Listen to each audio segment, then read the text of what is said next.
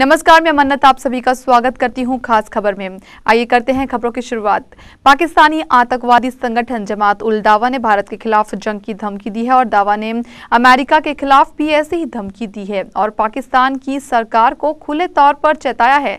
लेकिन अगर हम पाकिस्तानी सरकार की बात करें तो उसने दावे की बात को नजरअंदाज किया है। शुक्रवार को जुमे की नमाज के बाद लाहौर प्रेस क्लब के सामने दावा और दिफाए पाकिस्तान की अगुवाई में करीब 200 प्रदर्शनकारी इकट्ठा हुए। उन्होंने खुलेआम नारे लगाए कि अमेरिका की बर्बादी तक जंग रहेगी और जंग चलती ही रहेगी। इंडिया की बर्बादी तक जंग रहेगी और जंग रहेगी। पेश है हमारी ये स्पेशल रिपोर्ट। पाकिस्तान में आतंकवादी संगठन जमात उल दावा ने खुलेआम भारत के खिलाफ जंग की धमकी दी है। दावा ने अमेरिका के खिलाफ भी ऐसी ही धमकी दी है और पाकिस्तान के हुक्मरान को खुले तौर पर चेताया है। लेकिन सरकार का दावा तो लेकर रुख नरम बना हुआ है।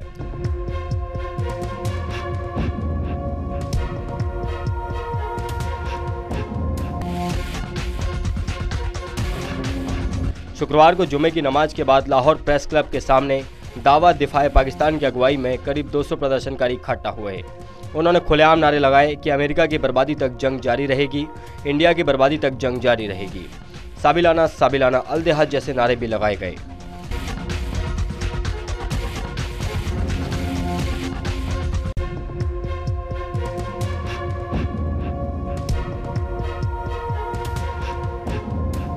भारत और अमेरिका के खिलाफ आग उगल रहे नेताओं को रोकने की पुलिस प्रशासन ने कोई कोशिश नहीं की। डीपीसी ने इस तरह से कुछ और प्रदर्शन देश के अन्य भागों में भी आयोजित कर चुकी है। लाहौर प्रेस क्लब पर जमा होने से पहले पाकिस्तान की रक्षा केवल जिहाद के माध्यम से संभव है।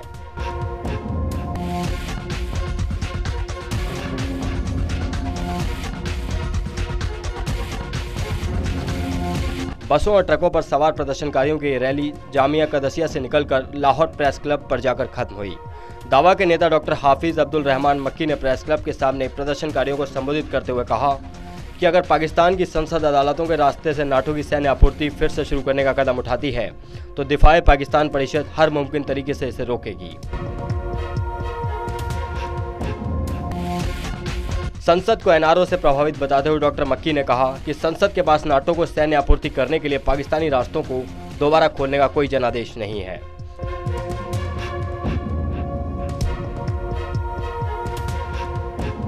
रैली को संबोधित करने वाले वक्ताओं के आह्वान पर प्रदर्शनकारियों ने कसम खाई कि वो नाटो की आपूर्ति लाइन दोबारा खोले जाने से रोकने के लिए अपने जीवन का बलिदान कर देंगे।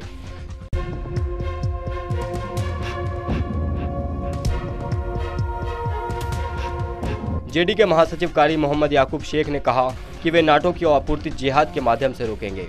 उन्होंने कहा कि पाकिस्तान की आवाज़ जिहाद के लिए तैयार है, बस उन्हें आवाज़ देने की ज़रूरत है।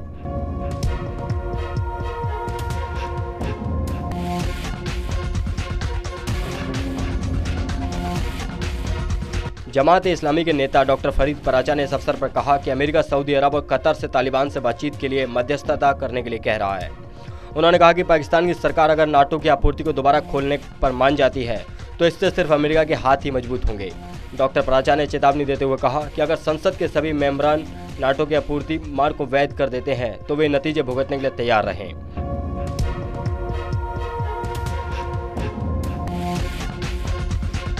उन्होंने कहा कि उनमें से कोई भी उनके घटक का सामना करने में सक्षम होगा।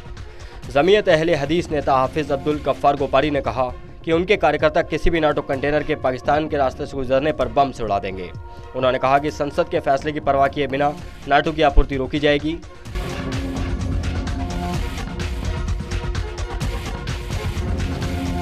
जमीयत मशैख अहले सुन्नत अध्यक्ष पीर सफुल्लाह खालिद ने कहा कि नाटो आपूर्ति की बहाली पर सरकार और विपक्ष एक साथ हो गए हैं। उन्होंने कहा कि अगले सुन्नत को जिहाद करने की ट्रेनिंग प्राप्त है और इसका किसी भी आतंकवादी से कोई संबंध नहीं है। हालांकि उन्होंने कहा कि युवा प्रतिरोध करने के लिए आदेश का इंतजार कर रहे हैं। उन्होंने कहा कि सरकार उन्हें रोक नहीं पाएगी। जमात इस्लामी का अमीर सैयद मुनवर हसन ने इस अवसर पर कहा कि जी नाटो की आपूर्ति रोकने में देशभक्त ताकतों का साथ देगा।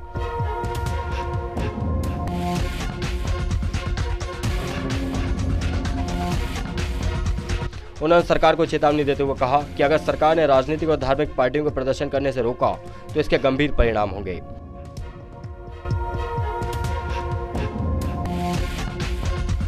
पाक अमेरिका संबंधों पर पुनर्विचार करने के लिए सरकारी बयान पर टिप्पणी करते हुए अमीर ने कहा कि इस प्रकार के सभी बयान व्यर्थ हैं क्योंकि नेता संसद को रबर स्टैंप की तरह इस्तेमाल करना चाहते हैं। उन्होंने कहा, असली मुद्दा नाटो आपूर्ति को बहाल करना है। सरकार संसद को एक माध्यम बनाकर आपूर्ति लाइन को बहाल करना चाहती है। उन्होंने चेतावनी देते हुए कहा कि अगर संसद का निर्णय राष्ट्रीय भावना को प्रतिबंधित नहीं करती है तो जनता सड़क पर उतरेगी। अमीर ने कहा कि अगर नाटो आपूर्ति जारी रहती है तो ड्रोन हमले और सलाह तरह की घटना भी जारी रहेगी।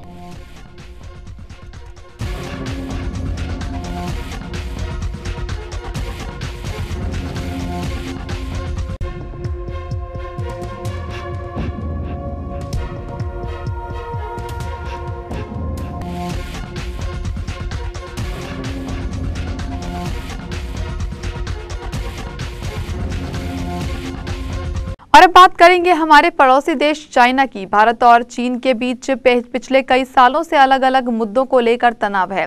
चीन अक्सर भारत की सीमा का अतिक्रमण करता है और अरुणाचल प्रदेश को तिब्बत का हिस्सा मानता है। और हाल ही में चाइना ने भारत से सटी विवादास्पद सीमा के नजदीक किंघाई तिब्बत के पठार में मल्टी रोल J-10 लड़ाकू विमान का पहली बार अभ्यास किया है, जिससे कि साफ जाहिर है कि चीन ने भारत के खिलाफ अपने इरादे जाहिर किए हैं। देखिए ये स्पेशल रिपोर्ट। चीन ने एक बार फिर भारत की सीमा पर अपने इरादे जाहिर कर दिए हैं। भारत से सटी विवादास्पद सीमा के नजदीक किंघाई तिब्बत के पठार में चीन ने मल्टी रोल J-10 लड़ाकू विमानों का पहली बार अभ्यास किया। पीपल्स लिबरेशन आर्मी वायुसेना ने अभ्यास किया। चीन के आधिकारिक मीडिया के मुताबिक ये अपनी तरह का एक अनूठा ऑपरेशन था।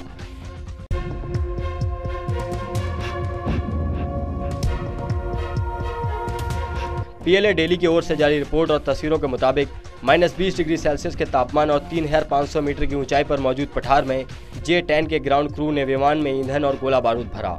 जेट फाइटर J-10 विमानों के लक्ष्य को पारंपरिक तरीके से बमों से भेदा और फिर लेजर गाइडेड बम से भी निशाने साधे।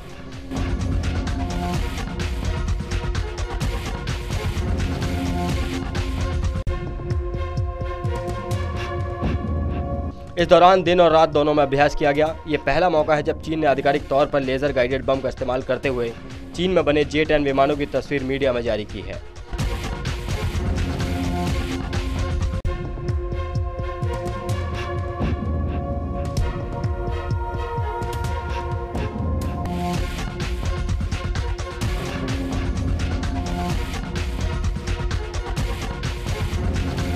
PLA डेली के अलावा चीन के एक अन्य प्रमुख सरकारी अखबार ग्लोबल टाइम्स ने भी इस खबर को प्रमुखता से जगह दी है।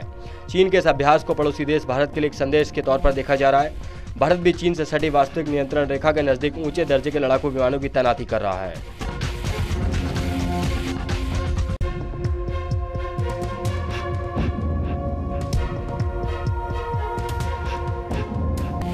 J-10 लड़ाकू विमानों को चीन ने पाकिस्तान को भी दिया है। भारत और चीन के बीच पिछले कई सालों से अलग अलग मुद्दों को लेकर तनाव है। चीन अक्सर भारत की सीमा का अतिक्रमण करता है।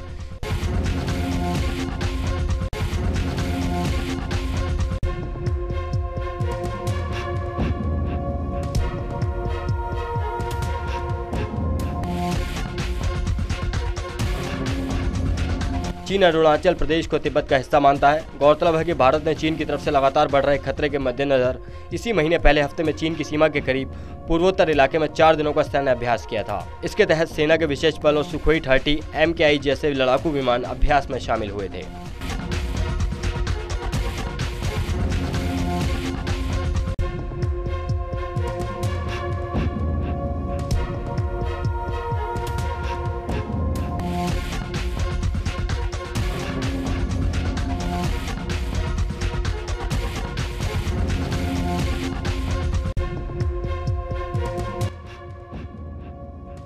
अब बात करते हैं भ्रष्टाचार के खिलाफ पूरे देश में एक लहर पैदा करने वाली समाजसेवी अन्ना हजारे की। जी हां, अन्ना हजारे एक बार फिर से अपनी फॉर्म में वापस लौटे हैं और रविवार को अन्ना करेंगे अपना एक और अनशन। मगर इस बार अन्ना का अनशन थोड़ा सा हटके है। रविवार को अन्ना हजारे IPS अधिकारी नरेंद्र कुमार की हत्या के विरोध में जंतर मंतर पर एक दिवसीय अनशन पर बैठने वाले हैं। और इस बार अन्ना के निशाने पर कोई एक पार्टी नहीं बल्कि सभी राजनीतिक दल हैं। मशहूर समाजसेवी और गांधीवादी कार्यकर्ता अन्ना हजारे रविवार को जन लोकपाल बिल के लिए दिल्ली के जंतर मंतर पर एक दिन का अनशन करेंगे।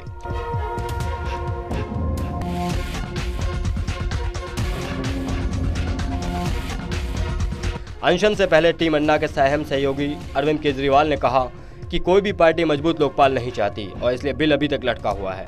टीवी 24 के साथ विशेष बातचीत में केजरीवाल ने कहा, ये साफ हो गया है कि कोई पार्टी लोकपाल बिल नहीं लाना चाहती और यही वजह है कि बिल अभी तक लटका हुआ है।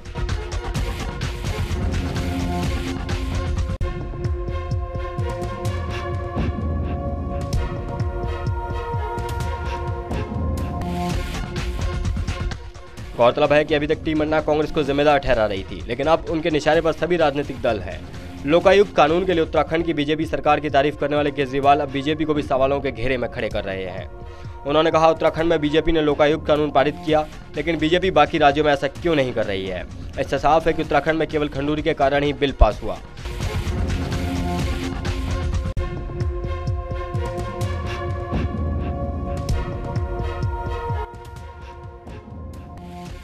सभी पार्टियां बिल पर राजनीति कर रही हैं। अरविंद केजरीवाल ने यह भी कहा कि सरकार का व्हिसल ब्लोअर प्रोटेक्शन बिल किसी काम का नहीं है। अगर जन लोकपाल बिल होता तो मध्य प्रदेश में ईमानदार आईपीएस की हत्या नहीं होती। गौरतलब है कि रविवार को अन्ना हजारे आईपीएस अधिकारी नरेंद्र कुमार की हत्या के विरोध में जंतर मंतर पर 1 दिवसीय अनशन पर बैठने वाले हैं।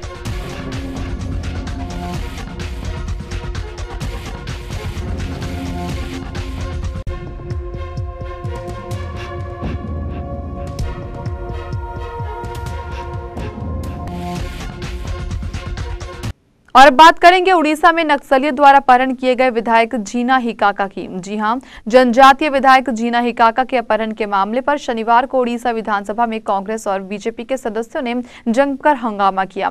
पुलिस के मुताबिक करीब 100-150 नक्सलियों ने कोरापुट और लक्ष्मीपुर के बीच एक पहाड़ी इलाके में 37 वर्षीय जीना हिकाका का अपहरण कर लिया। अपहरण की यह घटना तब हुई जब नक्सली पहले से ही बीते एक हफ्ते से 2 इतालवी नागरिकों को बंधक बनाए हुए हैं। फिलहाल सरकार नक्सलियों से बात करने की कोशिश कर रही है।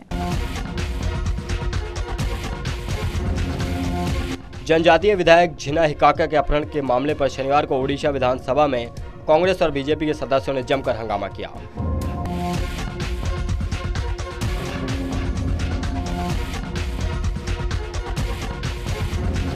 विधानसभा में प्रश्नकाल शुरू होते ही सदस्यों ने सरकार विरोधी नारे लगाए और अध्यक्ष के आसन के नजदीक पहुंच गए। जब मुख्यमंत्री नवीन पटनायक अपना वक्तव्य पढ़ने की कोशिश कर रहे थे, तब भी सदस्य नारेबाजी करते रहे।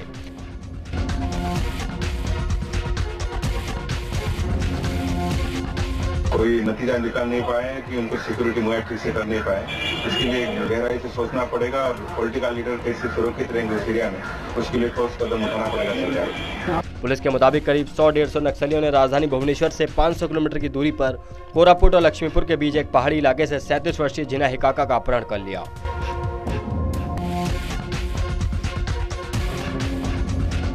अपहरण की घटना तब हुई है जब नक्सली पहले से ही बीते एक हफ्ते से 2 इतालवी नागरिकों को बंधक बनाए हुए हैं।